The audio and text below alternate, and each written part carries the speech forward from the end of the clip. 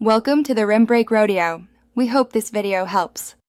You start by opening Taskbar Settings, right-click an empty area on the taskbar, then choose Taskbar Settings. This gives you direct control of alignment and behavior without navigating Control Panel. Once in Settings, make sure to observe options like Multiple Displays and Auto Hide because they affect placement. You're taking immediate action to reposition the bar rather than guessing. Now that settings are visible, prepare to change alignment and lock state so the taskbar can move smoothly to the bottom.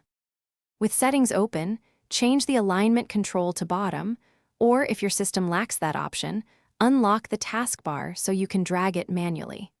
Toggle off lock the taskbar to permit movement, then click and drag any blank space on the bar down to the bottom edge until it snaps.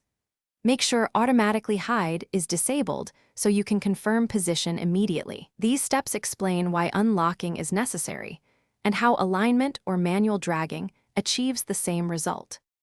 Once the taskbar is at the bottom, lock the taskbar to prevent accidental moves by re-enabling Lock the Taskbar in Settings.